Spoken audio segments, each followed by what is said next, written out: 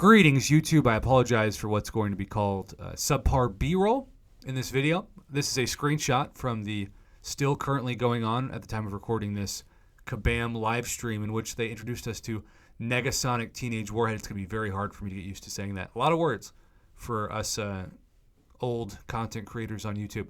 But you are seeing this crazy image of Bullseye with over a bar of power currently getting absolutely destroyed by this counter. So let me revisit a little history to set up the context of why this is so important. 5, 6, maybe even 7 years ago, there was a huge push for Magic to be nerfed because Magic was the #1 war boss, and there really wasn't a great counter for her limbo. Obviously, you don't want to hit into the attacker, aka defender, aka magic. You don't want to hit into magic when limbo's active. But what do you do when you're in a 5-hit combo and the limbo just starts? You're kind of screwed. So it wasn't until Kabam decided to create Blade, a single-handed counter to magic that basically turned off the limbo and made her a joke defender, that they instituted this.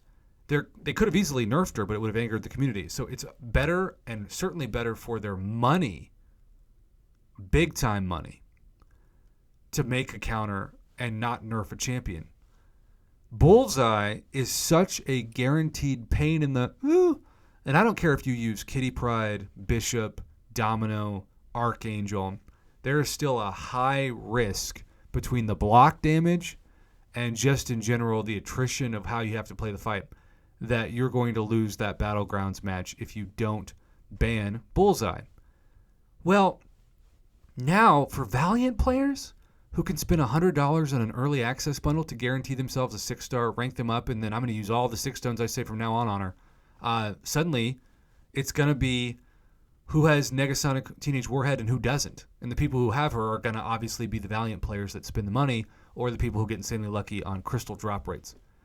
This is, by all means, the best thing Kabam can do when they create a pesky defender, is to then wait a couple months, in this case more than a couple months, and then create the counter for that defender. It does feel like it's fairly early. I mean, Blade came years after Magic was released, but Kabam is on this new rotation where you basically are creating tougher defenders, but then better counters faster to improve the sales of early access bundles.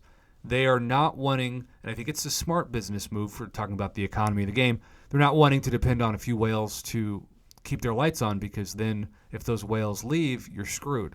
So it's better to get $5 from 10,000 people than it is to get $10,000 from one person or $100,000 from one person.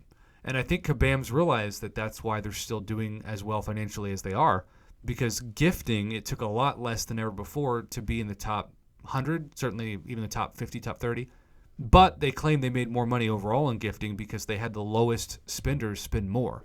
And so if you can get the low spenders to become medium spenders and the medium spenders to become high spenders, the high spenders, you can lose some of them and still gain enough revenue to be sustainable. And that's the case here. We have Bullseye, this impossible counter that you almost feel like it's a guaranteed win when you put them down on defense, because I think 90% of the time when they don't block Bullseye and I use them, I win. And the Serpent right now is the same for me, but there will be more Serpent counters coming out soon. So that's how it always is. But this is huge breaking news. Bullseye as a defender, if you have Negasonic Teenage Warhead, I don't know about the Awaken ability and Sig level, but from the footage that they showed, Bullseye, Korg, Atuma, Killmonger, all the worst skilled defenders are now going to be an ash heap of history thanks to Negasonic Teenage Warhead.